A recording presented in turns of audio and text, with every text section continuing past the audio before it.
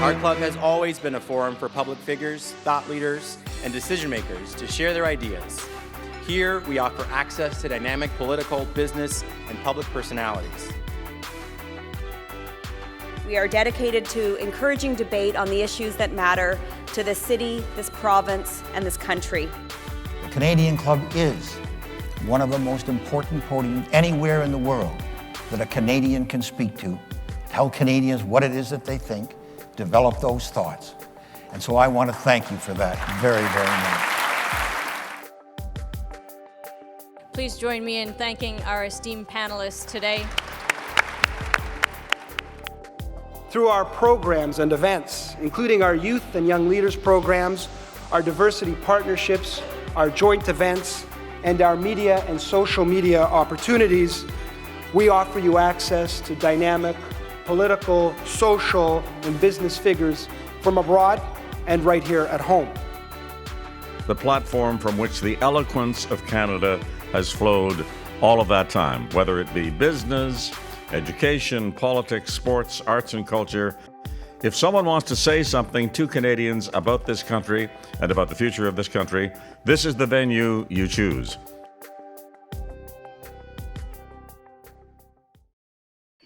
Hello, and thank you for joining us.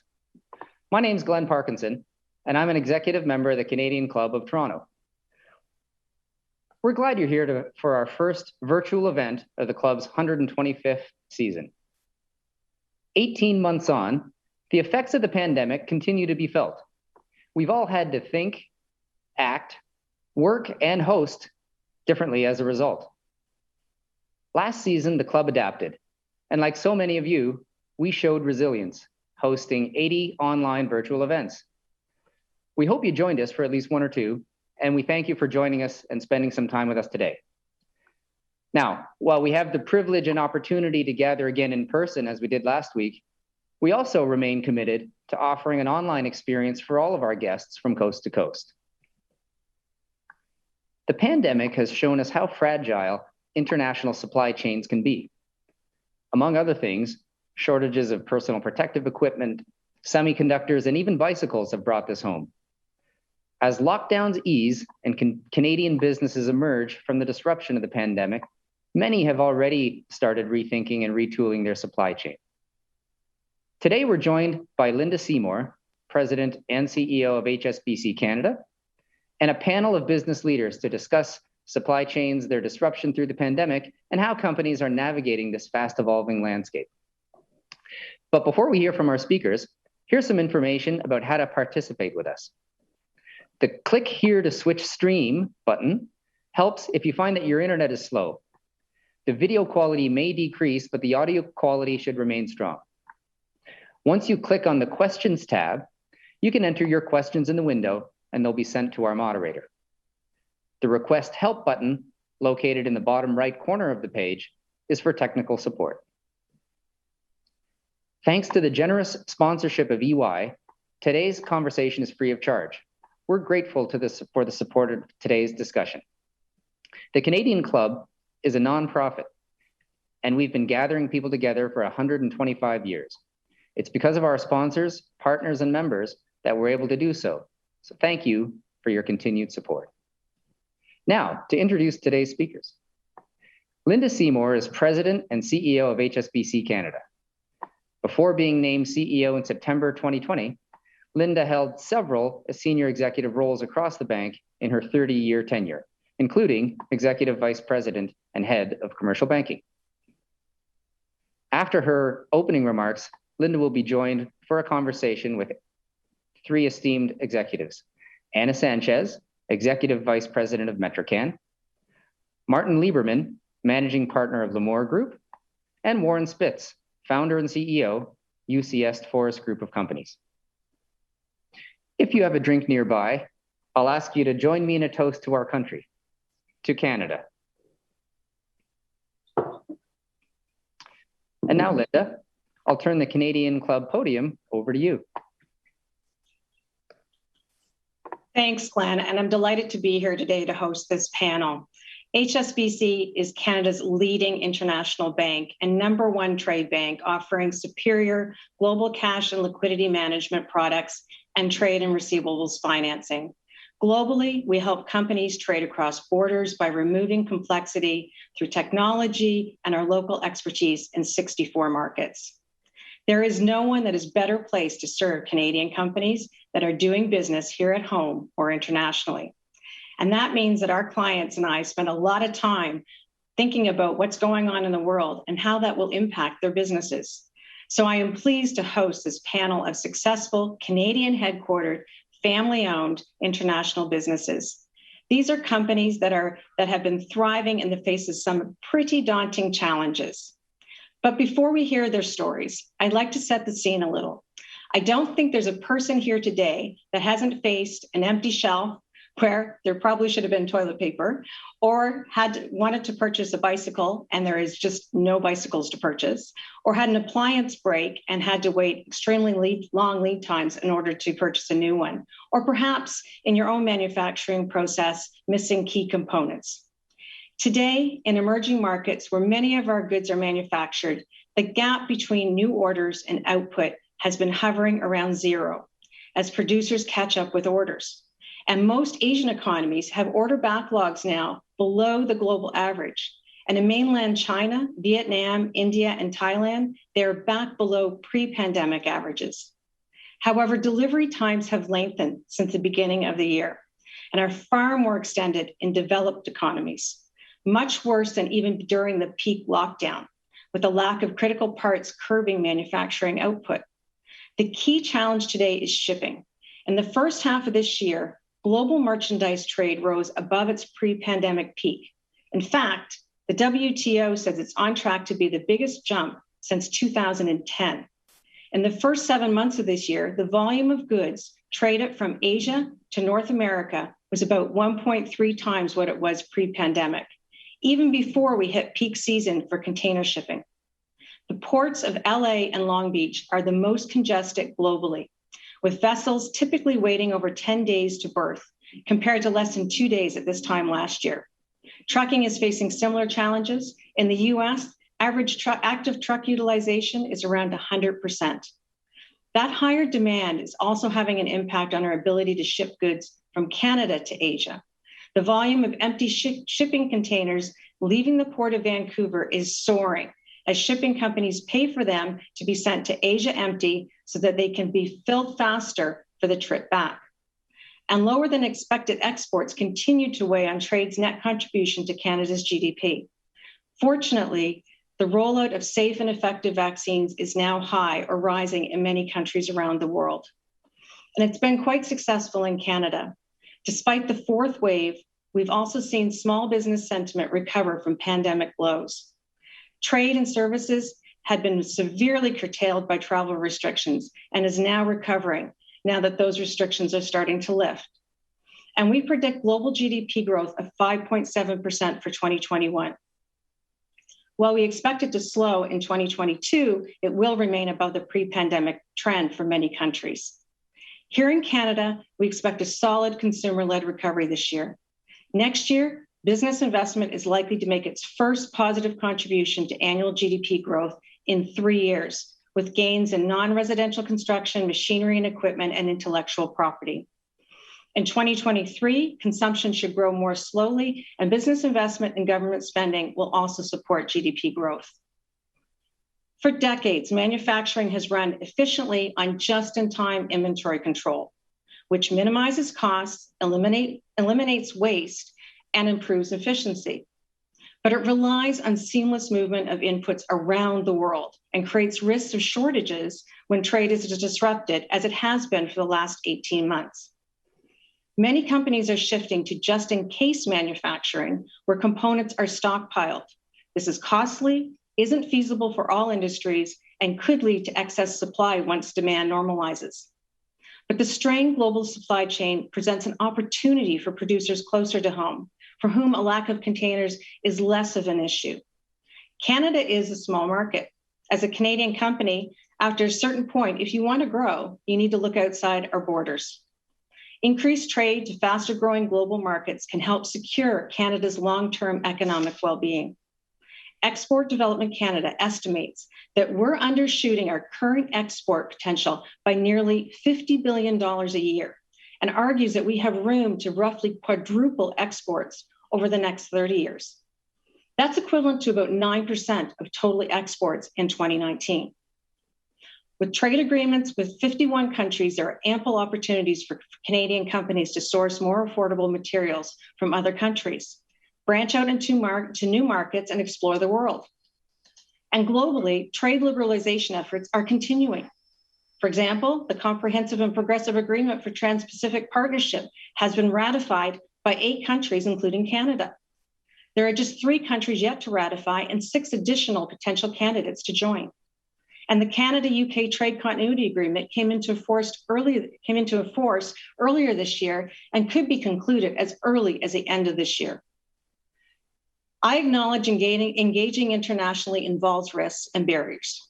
There's new cultures and customs, regulatory hurdles, different languages, foreign exchange risks, supply chain risks, time zone differences, and greater physical differences between leadership and production centers.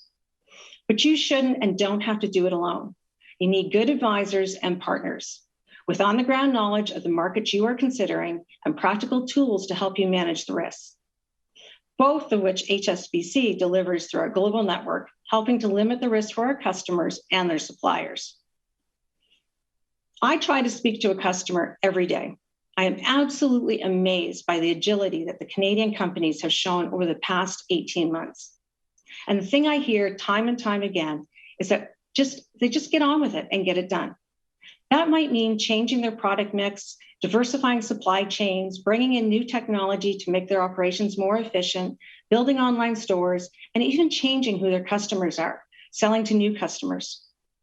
Whatever they've had to do to survive or thrive in these most challenging of circumstances, they've done it. And make no mistake, many of our customers are thriving, including those that are joining me here today. And with that, I'd like to ask Warren, Anna, and Marty to turn on your cameras and microphones. And while you do that, a reminder to the audience, if you would like to ask a question, just click on the button to the right of the screen that says Submit a Question. Great. Thank you all for joining me today. So I want to kick off with a quick question to all of you. So just 1 or 2 word response. We all know that supply chains have been volatile this past year and a half. Before we jump into specifics, can I get from each of you 1 or 2 words that describes the #1 thought you've had through the pandemic? Anna, let's start with you. Thanks, Linda, and thank you to the Canadian Club. I would say responsiveness and caring. And Marty? Before I begin, I'd like to thank the Canadian Club and Linda and HSBC for the opportunity. A realistic optimist, or as my nephew says, think positive, test negative. And Warren? I'd also like to thank you, Linda, and HSBC, and also the Canadian Club, and Martin and Anna for joining me today. I would say the 2 words would be compassion, because keeping our people safe was the most critical thing, and understanding how all of this impacted them and their families.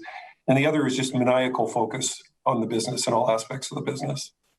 Great. And Warren, while I have you, what was your biggest supply chain challenge in the early days of the pandemic?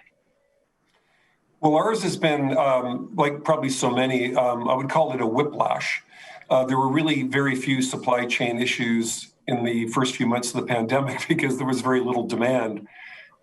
In our case, where we sell secondary building materials to the millwork industry throughout North America, construction sites shut down, projects shut down, as a lot of businesses did. So we were actually quite concerned about, being over inventoried and looking for business.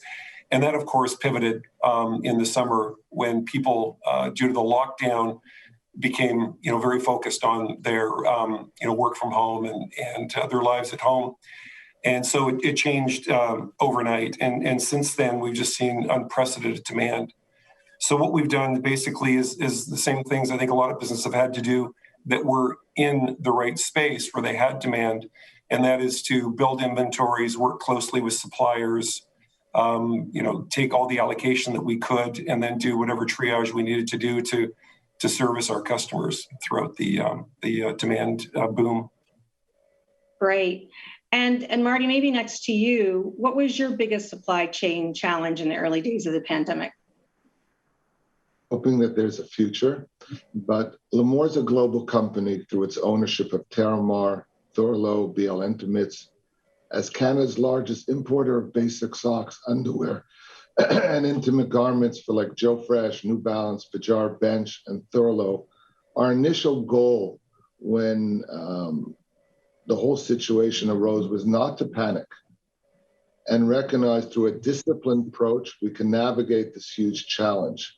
We had containers stuck in India, port congestion in China, COVID in Cambodia, container problems in Charleston, Vancouver, LA. It was very problematic, but the reality is by not panicking, it became a doable solution. Great. And Anna, how about yourself? Thanks, Linda. As Metrican is a tier 2 automotive supplier, we have plants in Canada, US, and Mexico, and automotive always gets hit pretty hard. We basically experienced so many challenges. We experienced the OEM closures, border closures, semiconductor shortages, material shortages, long delivery times. We experienced all of this at once. And it was really a time to think about how are we going to navigate all of these issues coming together at once. A lot of it affected supply chain, and what it took was really working with our suppliers and our customers and navigating through this, allocating our own resources into the supply chain and helping our suppliers deliver the product that we needed. We were impacted the minute China started having COVID cases, and we had to respond and react immediately, and it continued for the next 18 months. So basically building really strong supply chains, strong suppliers in our local countries in order to navigate through all of these challenges. Great, thanks. Marty, I'm going to come back to you. Geopolitical risk can have a significant impact on trade. You have supply chains and our customers outside of Canada. How do you manage those risks? Our supply chain is primarily China, and moving out is a much longer solution. Pre-COVID, our forecast team allocated 120 days from the purchase order to the customer's receipt. Today, it's 180 to 210 days, whereas our in-transit inventory was previously 10%, it's probably 40% today. It's like a broken leg. We have to learn how to deal with it, navigate through it, and in a proactive solution, we've increased our logistics and demand planning team probably by 100% to give us the tools to move forward. Thanks for that. I'm sure that's of interest to a lot of our participants today. Warren, what kind of changes have you made to how you manage your supply chains as a result of the pandemic? Have you changed any of your supply chain partners? Well, the first thing we did was we kind of went right to the C-suite rather, and I think through the month of April last year, I was probably on the phone every day with the CEOs of all of our major supply partners around the world, and basically asked them, what challenges are you facing? So, and how is this going to impact your ability to service us? And kind of collaborated with them and worked through it. And then we just sort of made our decisions off of that. We've probably seen more of consolidation around some key suppliers that had the capacity and the ability to adapt. And then, relative to offshore versus onshore, we obviously had to bolster our supply chain within North America in order to compensate for, the delays in Asia and elsewhere in the world. So it was just really a collaborative approach with our supply partners.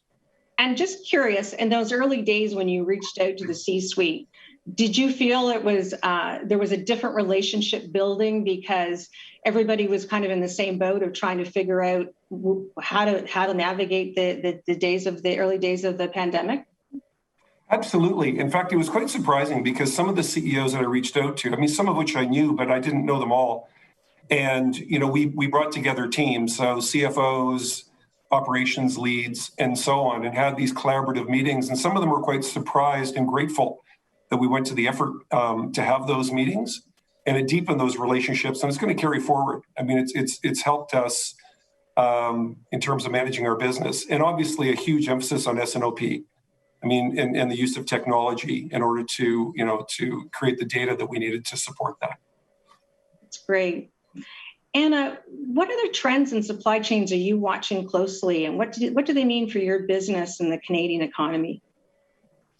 So we're always looking at transportation cost, manufacturing moving from China to other low-cost countries, for example, India, any technological changes, material changes in automotive. One really big one is labor shortages, people moving out of manufacturing jobs into other areas. Labor shortage caused a very big threat and impact in the automotive industry in completing equipment and being able to support new programs and launching new programs. So that was a really big impact on the businesses. We just have to think differently. We have to look at our strategy, see how we can support the lack of shortage by increasing automation, working with our partners or suppliers, and developing a strategy that allows us to supply to our customers. That's great. And actually, we have our first question in from the audience. And I'll pose a question and then perhaps let you decide who would like to answer it. Have you used supply chain finance solutions to either extend your days payable, help your suppliers, or reduce days sales? And does anybody like to answer that question? I'll jump in, Linda. Are you talking about sort of trade finance? I mean, in order to... Yeah, I mean, every company would have a different need for that. We fortunately did not. But we definitely talked to our suppliers about terms, particularly early in the pandemic when we weren't sure where the economy was going. That quickly dissipated. The part that we found very surprising is how our receivables have improved. People are paying us lightning fast, and whether that is from government support, government subsidies, or just to ensure that they are at the front of the line in terms of supply. From a cash standpoint, it's been very favorable, ironically. I would agree. I'm sorry, Linda, I'm jumping in. I would agree. We haven't really had any issues with payment from our suppliers, and our customers have been paying based on terms. So that hasn't been an issue for us in automotive. Okay. Initially, we reached out to our supply chain, the factories around the world. We were all very frightened, very nervous what the future's holding to us, recognizing that the retailers at the beginning of this pandemic were not paying as well as they should be. They took advantage of it. As the pandemic evolved itself, everybody acted appropriately. And I don't believe we have issues of receivables today, which we had prior to the pandemic. But we do have a serious issue of the length of amount of time it takes to finance the goods till they arrive into the Canadian ports and ultimately to our customer. So it does stretch the balance sheet dramatically. Okay, I'll just add, and I think the question, was probing a bit to understand that, there are other options in financing your suppliers and your payments. And I think, HSBC is always willing to have that conversation what the alternative methods might be. But I do think that going forward, companies do need to look differently about how they finance their working capital cycle. Is there alternatives that would help them in times like this when supply chains tend to get fractured? So moving on from that, Marty and Warren, I'm going to pass this question to you. And I'll start with yourself, Marty. Has the pandemic caused you to rethink how you can leverage technology in managing your global supply chain? We're fortunate to have technology today. AI, machine learning, predictive analysis have allowed us to have 24/7 visibility on our cargo. We can now drill down into the information to help us with predictability. We're now able to balance between our company facilities, 3PL, in moving freight and trying to determine where the best place is to serve our customers correctly. The tools out there have improved on a daily basis with the cargo companies, with the forwarders, et cetera. So it's a win-win situation. And Marty, you and I were having a conversation just before this session, and we were talking about goods in transit. Having that technology must be absolutely critical today to actually manage those goods in transit. It's frightening to know that it takes almost 3 months for something to arrive. So the question is, are you in month 1, month 2, month 3? Knowing that they're at the port, it hasn't connected, you missed that there was a chassis not working, there was a driver who didn't show up, but you need those tools. You've got to know where your shipment is. It's almost like you have a GPS or a drone on it or some scanners on it. You got to navigate the solution. And Warren, how about yourself? Well, it's a huge opportunity for us. We've always felt that we managed it pretty well, but the challenges of the offshore imports that Marty's referring to have really pushed us. So we're actually investing in new technology now that builds some of that AI into it and makes assumptions and so on, which are ever changing.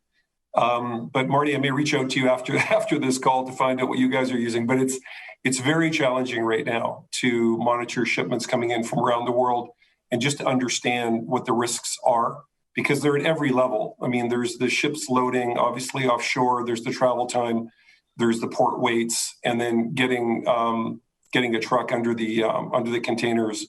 So it's very challenging right now on the import side. Fortunately for us, we're much more heavily weighted to North America, and we have our own fleet of trucks and trailers, so we've been a little more, so been easier for us in that regard. Right. And just moving over to the automotive sector, I mean, you mentioned earlier in your comments about the shortage of semiconductors, which doesn't directly impact your business, but how has it indirectly impacted your business? And are there less well-publicized issues affecting the auto sector, and how are you managing them? Perfect, thank you. Definitely the semiconductor shortage has impacted automotive across the board. We started with the pandemic and the illness and the closures due to exposure and illnesses, and then it went right into the semiconductor shortages. So that caused a ripple effect. A lot of the OEMs were closing, and they were closing periodically at different times. So as the OEMs close, all the suppliers to the OEMs start to close. So our sales were fluctuating monthly, weekly. Volumes were dropping off last minute. We didn't know what we were selling. We didn't really know what to produce. It was so hard to plan what we were selling to the customer. So it just caused like increased inventory levels, scheduling issues, overtime issues, delays. So it really hit hard. Like our sales looked like a roller coaster, up and down. And I have to say, what helped us navigate this really is the support from our customers or suppliers and HSBC. I mean, none of this can be done without the financial support of our bank. So that really was a key reason why we could, navigate and be successful during this pandemic. Thanks, Anna. There's another question that's come in from the audience, and it's a great question. Maybe I'll start with you, Warren. It's what can government leaders at all levels do to support you manage your supply, to help you support you managing supply chain constraints? Well, one of the things that is happening in the U.S. now, we're a U.S. Canadian business. In fact, we're a little larger in the U.S. than we are in Canada. But there's something called the Ocean Reform Act right now that's before Congress, and it's a bipartisan bill, and it's basically to deal with what appears to be unfair charging for freight. There's basically 3 international freight companies that dominate the market, So, I'm not advocating, regulation to solve all these problems, but that's one thing that government's doing, at least in the US, to try and bring things under some sense of normalcy and control. The other solutions I think are longer term, and that is building infrastructure and ensuring that we've got the resources at our ports and in our rail lines and so on to support supply chain going forward. But the pandemic and this surge in demand has certainly exposed, the risks that we have in infrastructure to maintain global supply chain. Right.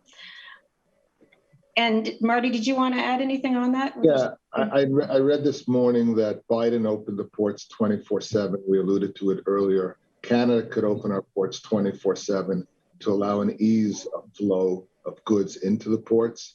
We're talking about infrastructure into the West Coast of building new ports. Government has to fast track it.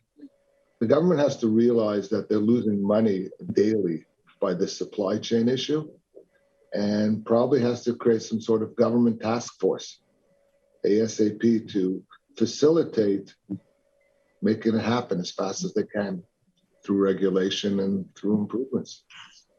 Great. And Marty, while I have you, a lot of customers I talk to have used the opportunity presented by the pandemic to adjust their businesses to be more greener and sustainable. Your business, I know, takes sustainability very seriously. Have you been able to stick to your company's ESG targets in the face of the supply chain challenges? And what are some of maybe the innovations that you've done to make your product in a more sustainable way? We don't have a choice. Number one, it's our responsibility to society and to our customers to show a global leadership on this position. We make products, so we're trying to create renewable source fibers. When we build our knitting halls for our seamless factories, we make sure that we have LED, like leadership in energy and environmental design principles. We work that we have eco-friendly packaging. We try very hard to reduce transports by consolidating production sites. And at the same time, every best practice that's possible in the offices we do. That's great. Warren, any sustainable practices that you've taken in your company? Yeah, there's been actually a lot. We've got a VP Innovation and Sustainability in our company that sort of drives that initiative for us. We've always been involved in sustainable forestry and promoting that. When I was president of the International Wood Products Association in Washington, I went around the world promoting sustainable forestry. I mean, not to advocate for our industry, but we do believe that our product is unique and that it's organic, it's sustainable, and it's renewable. But it requires responsible leadership to leverage that. And then, as Marty said, I mean, everything that we're doing, within the business, whether it's, electric vehicles, electric forklifts, just best practices. But I will say overall, there's been basically a tsunami of innovation in our organization since last March, driven by the pandemic and, quite frankly, driven by people working really closely together, albeit virtually, to solve the problems and challenges that we faced these last 18 months. It's been really quite a wonderful experience. Great. And Anna, I don't know if you have anything you'd like to add on the sustainability side? Yep, we're always doing the same, making sure that we reduce waste and pollution, and with new electric vehicles in the future, this will help with that as well. So it's definitely a priority and something we continue to work towards. Great. Another question's come in from the audience, and Marty, I'm going to put it towards you because I know that you do a lot of your supply chain is overseas, and it's will you import more or less from developing countries going forward? The interesting thing about the apparel business is we always end up going to the lowest cost source where everything is, as long as the factory is compliant. So if we do more in the developed world, it costs more. If we go more in the undeveloped world, last week I was on a phone call with Ethiopia, seeing how we could bring hosiery out of Ethiopia. I found the factory, 2 years in operation, supply some of our competitors, it's all doable. it's a different game, the apparel business. Great, thanks for that. Now, I have a question it's a bit more on the intangible side and the emotional side of the whole pandemic. I know you're all personally very invested in your companies and passionate about your business. For me, the last 18 months has been a bit of an emotional roller coaster. I was fortunate enough to take the seat as CEO at the beginning of the pandemic, so I've labeled myself a virtual CEO, which has come with its challenges, managing a large number of people. But having seen how we've responded and people have responded, I couldn't say more about the quality and the devotion of people trying to get through this pandemic together. How would you describe your feelings over the last 18 months? And I guess at the beginning versus where you're at today, and what do you see for the future? So Anna, maybe I'll start with you. Okay, perfect. Definitely fear. Our workforce was very afraid of COVID-19 and the impacts on their lives in the community. With regards to business, automotive felt like this is going to be another 2008 recession where the sales were going to drop significantly. And we kind of went through it the one time in 2008, so we were prepared for a drop in sales, but we weren't prepared for the human aspect of it, how it was going to affect our people, the community, and so many lives lost. So, we had to ensure that our employees were protected, but yet we can continue functioning as a business, employing people and supplying product to our automotive customers. I think the biggest thing, and the most thing to be happy about is the way people came together. People came together as a team, did whatever we needed to do in order to succeed and survive this. So there was a lot of sense of pride, energy, strength, and working together through the most difficult challenges. It required a lot of communication, open communication to our employees, our customers, and suppliers. We were very open, telling them every day what we were doing, how we were moving through the days, and how we were going to respond. So basically being very fluid, but protecting our customers, protecting our employees, and making sure our employees' mental health was taken into consideration. And we cared. We wanted them to be safe. Great. Thanks, Anna. Warren, how about yourself? Well, the first thing I would say is publicly a thank you to all of our operations people and customer-facing people, because they really had no choice. Our warehouses around North America continued to operate, as I'm sure Anna and Marty's facilities did. Our truck drivers had to deliver the product. Our salespeople had to stay in contact. The other thing I think in our business that was a little interesting was that we operate in a lot of jurisdictions around North America, and it was like managing a bunch of different countries. And there was a different view of COVID as the pandemic hit.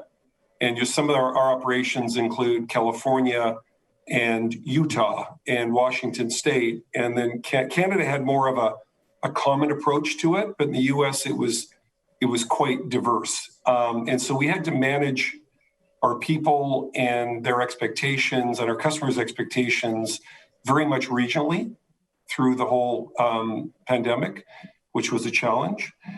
Initially, we went on a war footing, like everyone did. It was 7 days a week, 14 hours a day on video. Our leadership team coalesced around the business.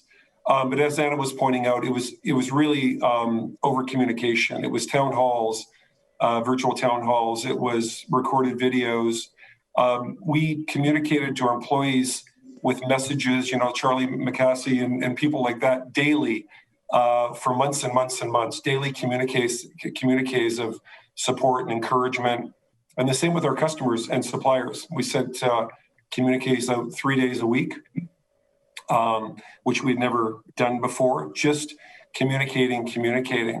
So, it's been a challenging period, but I think that the message to our people consistently and remains to this day is their well-being and safety first. And our CHRO has said it well that the follow-on pandemic from COVID will be mental health. And so we've expanded our mental health programs to our employees and to their families. So those have been our key issues. I could add to that. Is that okay, Linda? Yeah, go for it, Anna. Exactly. Mental health was really key. And I did answer that question about, we feel right now a bit tired, but eager to move forward, like very resilient. And one thing I did want to mention with, the fear and the challenges in different countries, like all of our countries had different laws and regulations. And some of our plants like Dixon were down at some points like 60 people, and we still needed to make product to our customers. So I'm going to say what demonstrated teamwork is our plant manager ran a stamping press. Our office staff ran weld cells.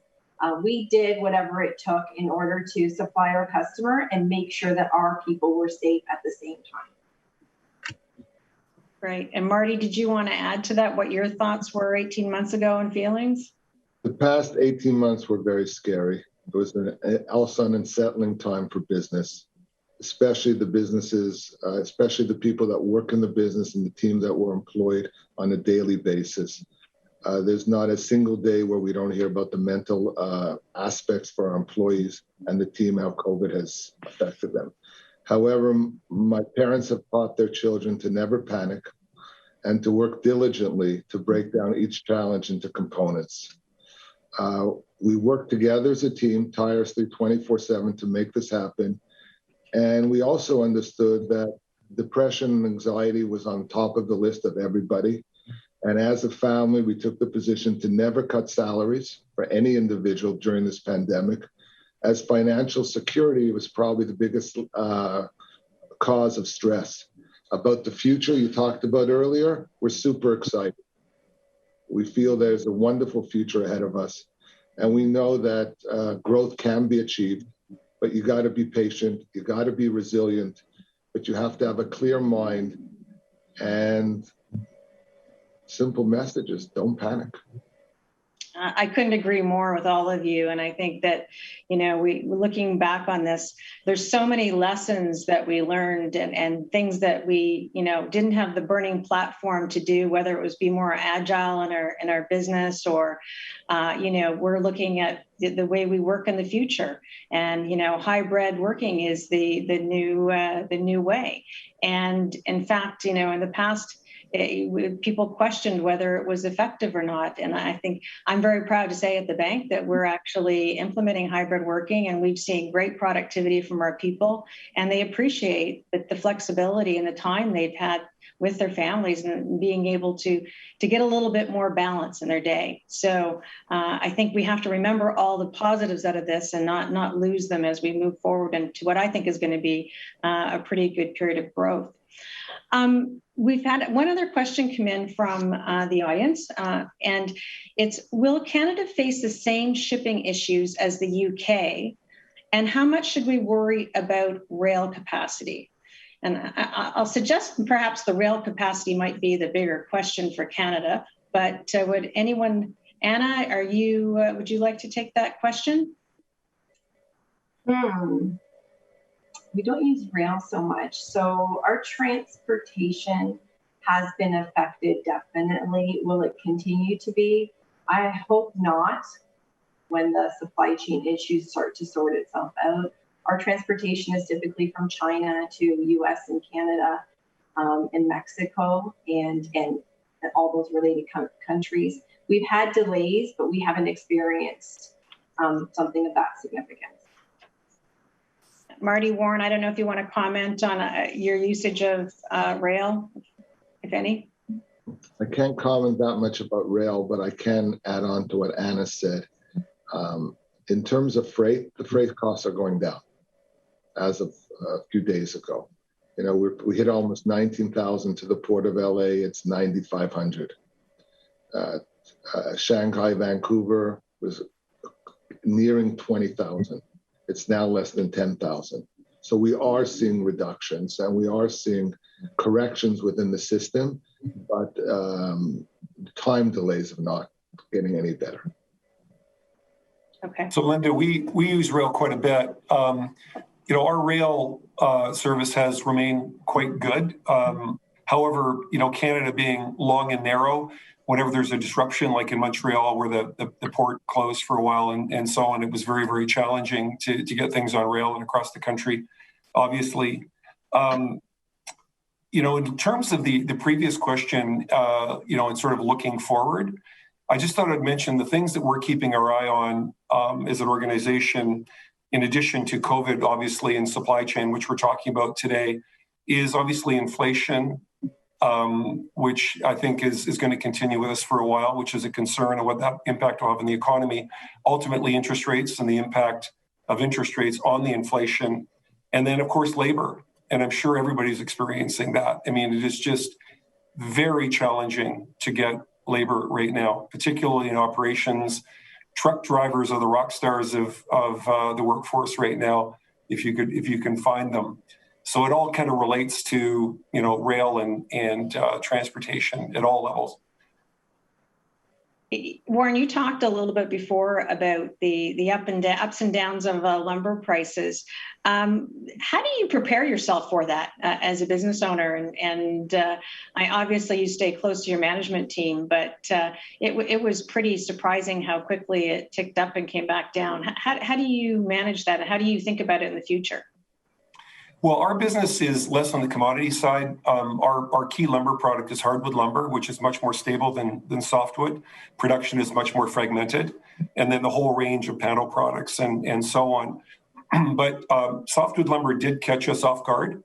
It went down fast, and it shouldn't have surprised us as much because there's such a huge production capacity in softwood lumber in North America. They were able to catch up relatively quickly. So we got caught on that a bit. But the rest of our products are somewhat more stable, but it's just communication, research, talking to your suppliers, and staying on top of it. There's no silver bullet. Okay, good. And Anna, I know you bring product in and carry product back and forth across the border, Ontario, Tennessee, and Mexico. Have you seen a big impact with the border closures, or have you been able to manage? So definitely a big impact with the border closures. And we had a lot of equipment being manufactured prior to COVID. So we had weld cells, presses, all of these equipment had to go to various countries. And the border closures put a lot of pressure on us in order to dial in the equipment. So we didn't have equipment support from the equipment manufacturers because they couldn't cross over. So we had to use our resources in order to get the weld cells going, in order to launch new programs. So we had to use a lot of internal resources, which were already, down, in order to get our equipment going. So it did one positive thing. It actually, developed the skill set in the different countries. They almost had to be standalone and operate as standalone plants for a really long time. So it gave them that skill set, but definitely it caused delays and lack of support from our suppliers. So we've talked a lot about, how we've had to adjust our business models throughout the pandemic. I'm curious on the talent side. Has it made you think differently about the talent that you hire within your organization? And do you need a different skill set going forward to manage through what's to come in the coming years? Maybe Warren, do you want to start with that? Sure. Well, I got lucky, if you will. I mean, we've had a very strong growth strategy for the last number of years. So we've assembled, just in the last couple of years, a leadership team that's quite a bit more diverse in their background and experience than we had previously. People that have worked internationally and worked for large international corporations and brands, one of which was onboarded just at the onset of COVID. So we're very fortunate, a new CFO. But yes, we're hiring people in marketing from the Middle East. We're hiring people from Asia. We're hiring people from all over, just for that perspective. And then, of course, everybody we hire needs to have more technical literacy, because that's technology is going to be driving our business forward. Great. Anna, did you want to comment on that? Sure. Definitely. We're looking at skill set, knowledge. It's very hard to employ general labor person. So we're looking at automation to fill those positions and hiring higher level skilled people. But what's more important, quite honestly, in our business is actually finding finding the person that believes in our values. So really having a strong, supportive person that understands the culture, that has teamwork, caring, customer driven, that's really key. There's a lot of people with technological skills in the industry, but sometimes it's really hard to find a person that fits in the organization that wants to help drive morale and values and development of the employees. So we look for a lot of soft skills as well. Great. Marty, how about yourself? It's a new environment. Number one is the culture, like Anna referred to, best managed company, best place to work at. And we have to put ourselves in any person who walks in shoes, that they want to come here, they want to feel engaged, they want to feel that with a company that understands them, understands their new work habits, whether they go 2 days a week, 3 days a week. How do we deal with remotely? Job retention has become very problematic. People are jumping, and they're entitled to jump because they have challenges and they're not appreciated or they're not recognized. It's a very different world. The only thing that you can do is continue with your message that this is a wonderful company to work with, a wonderful situation in life to be part of. And we're committed to making people happy. It's all about respecting everybody, but it is a new game. Great. No, I appreciate those answers. And I think as we move forward and the next generation comes into the workforce, I think, like I said, there's lots of lessons that we learned over the last 24 months that we can pass on and prepare them for hopefully not a similar situation. So just want to remind the audience that if you have a question, please submit it. We've got three very diverse industries here, and I would love to have some additional questions. I do have one, and it is, what is the most significant bottlenecks in the supply chain as it is forecasted that there are major challenges that may be compounded in the coming months? Also, can costs be better controlled to achieve a smooth correction? So, what are the most significant bottlenecks? We talked about shipping, containers. Do you see other bottlenecks coming in the future? Marty, do you want to start with that? You're smiling. Smiling because my older brother used to say logistics is the easiest. You put it on a boat, it comes here, it's over. That was almost like 2 years ago. We don't know what's going to hit next. The problem is there's a huge unknown. And once you solve the problem of a port congestion, then you have an issue where you don't have the trucks. Then you have an issue where they went on strike. There was a COVID outbreak. So the problems we don't even know, we didn't even know about these issues that we're having today 6 months ago to allow us to plan the solutions. So there is the unknown. And the only thing that you can do is have a lot of contingency plans or what-if strategies, and in the same breath, be very patient on your timeline and allow yourself longer lead time to get the goods. And that way you can control the situation. Because the reality is whatever you planned ain't happening, and whatever excuse you never heard of. And if you allow yourself a bigger window for delivery, it'll all work itself out. Okay, I can jump in. I agree with Morgan. So you just never know. Like automotive, we keep getting things thrown at us. And the current one in China after COVID and border delays is now China power outages. So now, factories are forced to close twice a week in China. So that's delaying our product. So now they're working Sundays and they have to work around that schedule, but something else adding to the delays from our product coming from China. And we would have never expected that there was going to be China power outages happening during this time as well. Okay. Linda, I would say the one that I think is going to stay with us for a while is trucking until we develop self-driving trucks and so on. When you look at the United States right now, they're trying to get this infrastructure bill through. I don't know if they've passed it. I don't think they have. And they're dependent on their highway system as we are in Canada. And there's not only not enough truck drivers, there's not enough trucks. We literally are lobbying our suppliers just to get the tractors and the trailers, and the lead times are 6 months to a year to get a truck. And everything that we ship, and any of us, touches a truck at some point. A truck takes it to the port in China, the container gets picked up by a truck to go somewhere, and then it's delivered somewhere. So I look at that as the biggest particular segment of the transportation chain that we're worried about. Thanks for that. And I'm sure that resonates with a lot of people on this call today. The one last question I want to ask is of each of you.